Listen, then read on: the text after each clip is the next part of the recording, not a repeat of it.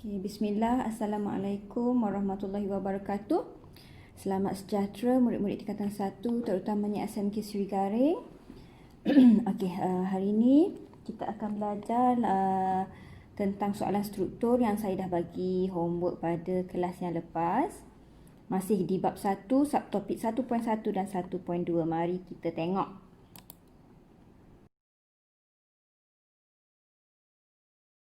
Soalan struktur. Baca soalan dengan teliti dan jawab soalan ikut peruntukan markah yang ditetapkan. Kalau markah kata 2, kamu cek adakah kamu telah memberi 2 poin. Kalau markah kata 4, adakah kamu telah memberi 4 poin. Okey? Okey. Secara umumnya, sejarah ialah peristiwa yang berlaku pada masa lalu dalam kehidupan sesebuah masyarakat atau negara akan dikaji oleh sejarawan. Okey. Sejarawan ni, inilah tugas-tugas dia. Okey, soalan A. Nyatakan pengertian sejarah mengikut Kamus Dewan. Jadi, dan juga dalam bahasa Inggeris. Ada 2 markah, 1 markah untuk Kamus Dewan, 1 markah untuk bahasa Inggeris. Kamu kena semak ada yang jawab Kamus Dewan bahasa Melayu. Tak boleh. Kamu kena jawab daripada Kamus Dewan saja, bukannya bahasa Melayu. Okey, Kamus Dewan menyatakan sejarah ialah asal-usul, salah-silah, kisah, riwayat dan tambur. Okey. Apa maksud tambur? Tambur ni macam riwayat, cerita, kisah macam itulah. Ada juga maksud lain. Kalau kamu jawab yang ni pun dah dapat 1 markah, atau kamu jawab asal-usul saja 1 markah. Salah-silah saja 1 markah macam tu Tapi dekat Kamus Dewan ada banyak lagi jawapan lain. Siapa yang jawab ni pun betul juga 1 markah, iaitu kajian atau pengetahuan tentang peristiwa-peristiwa yang telah lalu, 1 markah. Dan satu lagi betul juga, peristiwa yang benar-benar berlaku pada waktu yang lampau, yang dah lepas, pun 1 markah juga. Mana-mana yang kamu jawab antara yang saya tunjuk tadi betul. Okey. Apa pula maksud sejarah dalam bahasa Inggeris? Perkataan history bererti cerita tentang seseorang. Ada yang buat history saja. Kalau kamu jawab history saja, itu kamu translate, bukannya menyatakan maksud sejarah dalam bahasa Inggeris. Ya, tolong faham. Okey, B. Namakan 2 orang sejarawan yang memberikan pengertian sejarah. Ada berapa orang yang kita belajar hari tu? 5 orang sejarawan memberi pengertian sejarah. Okey. Siapa jawab Herodotus? 1 markah. Iheskar 1 markah lagi. Betul, 2 markah. Atau kamu tak nak 2 orang tu, kamu nak yang lain-lain? Muhammad Yusuf Ibrahim 1 markah. Ku Kai Kim 1 markah. Ibnu Khaldun 1 markah. Daripada 5 ini jawab 2 orang saja, 2 markah. Okey, C. Berdasarkan salah seorang daripada sejarawan B, nyatakan pandangan sejarawan tersebut berkaitan pengertian sejarah. Jadi, hafallah salah satu, hafallah 2 ke, supaya kamu boleh jawab dekat C. Jangan kamu jawab dekat B, Herodotus dan Iheskar, tapi dekat C kamu jawab pengertian orang lain. Tak dapat markah kamu dekat C. Kalau kamu jawab Herodotus dan Iheskar, bagilah pengertian daripada Herodotus ataupun bagilah pengertian daripada Iheskar. Salah seorang saja. Okey, jom tengok. Kalau kamu pilih Herodotus, jawablah penceritaan tentang tindakan manusia yang penting dan mengagumkan serta sebab berlakunya sesuatu peristiwa. Kalau kamu pilih Iheskar, ini jawapan kamu. Suatu proses interaksi berterusan antara ahli sejarah dengan fakta-faktanya, suatu dialog yang tidak berkesudahan antara masa kini dengan masa lampau. Kalau kamu pilih Ibnu Khaldun, sejarah membicarakan perkara tentang masyarakat manusia, peradaban dunia dan perubahan-perubahan yang berlaku pada sifat-sifat masyarakat itu. Make sure ada 2 isi dalam maksud tu. Kalau kamu jawab membicarakan perkara tentang masyarakat manusia, titik, 1 markah sahaja. je. Kalau kamu jawab peradaban dunia sahaja, 1 markah sahaja. Faham? Kat sini ada 3 point. So, at least tulis 2 point untuk Ibnu Khaldun dan juga orang lain.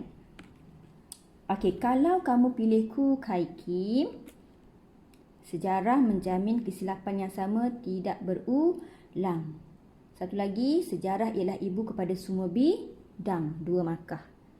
Ada orang lain buat yang ni. Sejarah mendorong kita lebih memahami sesuatu peristiwa pun betul. Ku Kai Kim ada cakap macam tu kan. Okey, dan siapa yang pilih Muhammad Yusof Ibrahim? Sejarah ialah masa lalu itu sendiri. Sejarah juga merupakan catatan ataupun rekod tentang sesuatu peristiwa yang berlaku pada suatu masa yang lalu. Macam saya tengah rekod ni kan. So, ini jadi sejarah saya. Okey. Soalan D. Okey, D ni yang saya nak tekankan pada hari ini, iaitu kita akan menggunakan teknik I-Chun. Teknik I-Chun ini kita sesuai untuk menjawab soalan seperti pengetahuan yang tak ada dalam buku teks. Pengetahuan, iktibar, cadangan dan juga soalan cabaran. Okey, soalan macam ni. Sejarah mampu memberikan teladan dan pengajaran kepada kita. Jelaskan. Nak jawab macam mana? Okey. So, soalan ni lebih pada pengetahuan kita ataupun iktibar. Betul tak?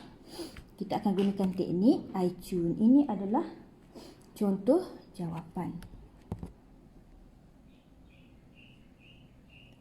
Kucing. So, ini contoh jawapan. Mari kita tengok lebih detail. Macam mana nak buat ni? Kenapa ada nama Ku Kai Kim? Kenapa ada kemerdekaan? Okey. Semuanya ada cara dia. Easy peasy, jom. Okey. Minta maaf. Okey, teknik I-Chun. You Chun? Tak. I-Chun. Okey, cakap kat diri sendiri masing-masing. I-Chun.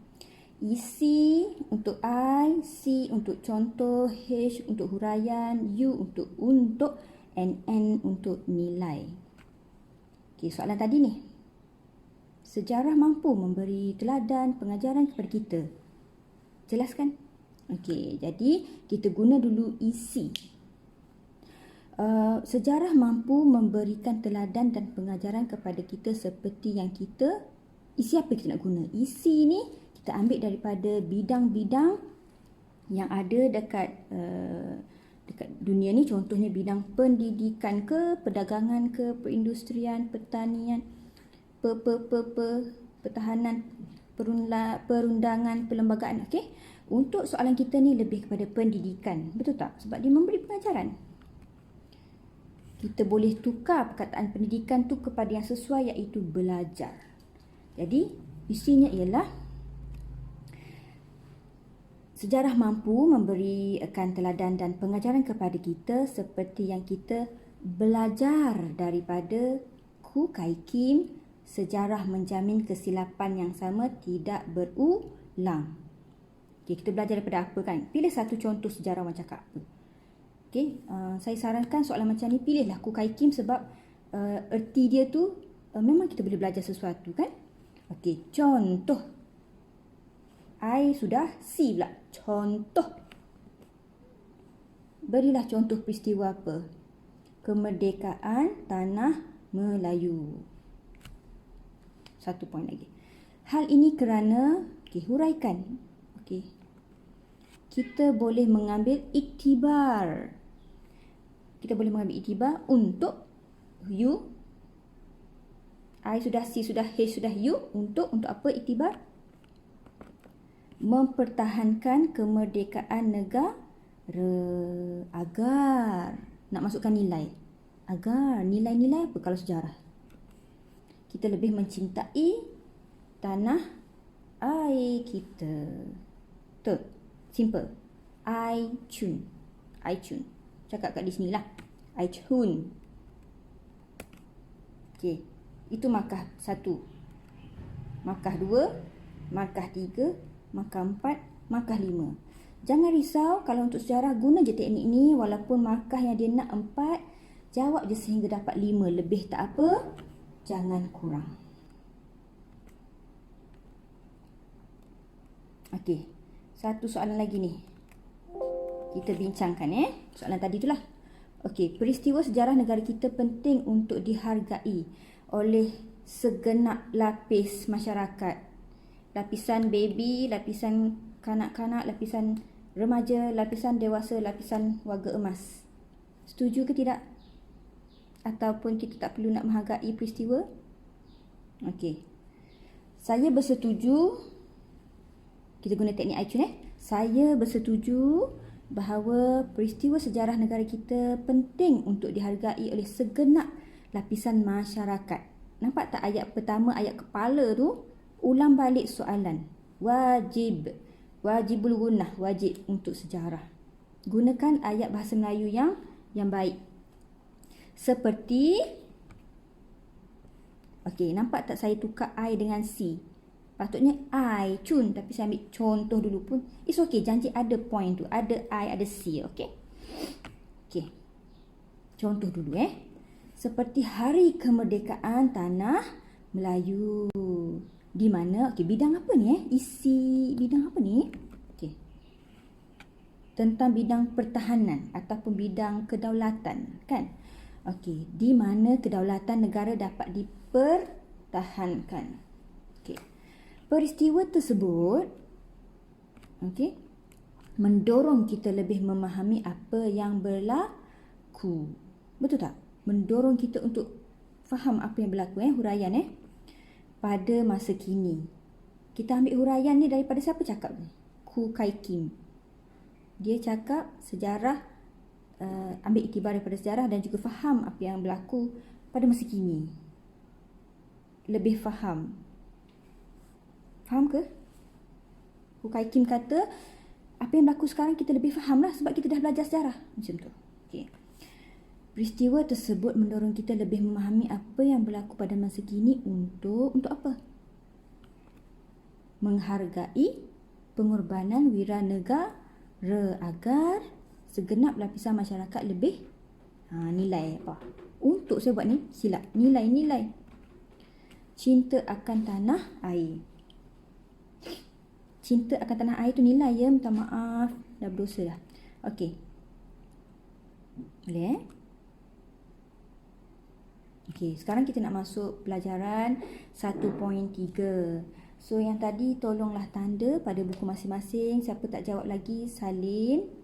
1.3, masa silam dan ruang masa dalam sejarah. Kita nak belajar tentang konsep masa dan konsep ruang. Okay, konsep masa silam merupakan rentetan peristiwa yang dah berlaku. So dia jadi silam. Kisah silam kita, benda yang dah berlaku dah. Okay. Kronologi pula bermaksud urutan masa.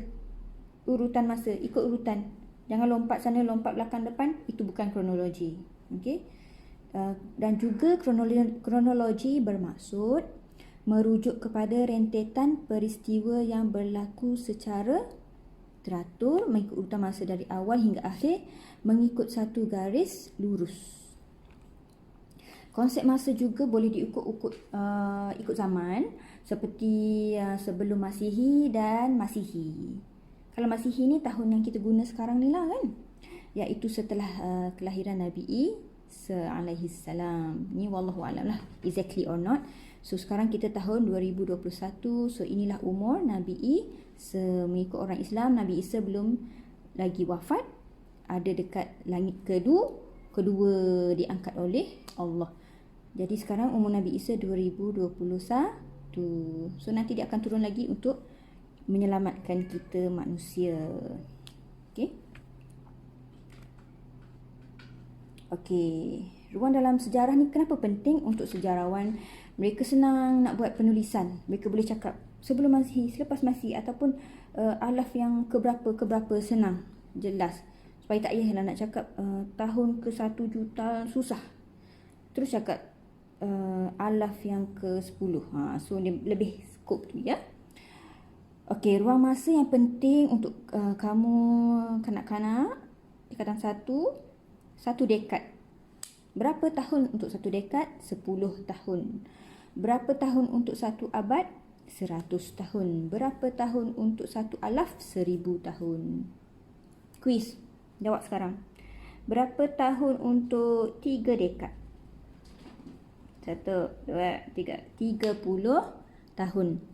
Berapa tahun untuk 10 abad? Tambah lagi 1 kosong saja. 1000 tahun. Okey. Sumber sejarah. Saya nak kamu tahu apa maksud sejarah. Saya nak kamu tahu contoh-contoh sumber sejarah. Senang saja, ada 2 jenis saja. Okey, maksud sumber primer belum diolah lagi, belum diterbit, belum dikeluarkan, belum dicetak. Asli, original, belum ditafsir, belum diambil dan ditafsir semula dekat buku lain. Kalau sudah ditafsir ke buku lain tu sudah jadi sekunda lah. Okey, sebagai contohnya, okey, tu apa? Okey, ada pelbagai ya. Contohnya dalam dompet saya ni, IC saya. IC saya kan? Jadi IC saya ni adalah sumber primer ke sumber sekunda? Sumber primer. Okey? Kerana ini bersifat asli. Tak ada orang yang ada, hanya saya seorang saja. Okey? Kalau saya pergi photostat, IC ni dia akan menjadi sumber sekunda kerana sudah diterbitkan, sudah dicetak. Sorry, ada kucing. Okey. Ini contoh-contohnya. Monumen ke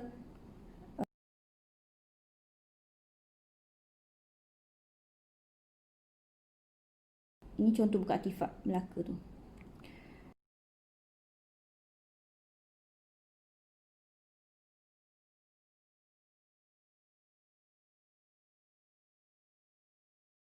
Sekarang kita nak tengok sumber sekunda. Sumber sekunda ni apa? Bahan yang telah diolah dan diterbitkan dan bahan yang dah disebar kepada umum.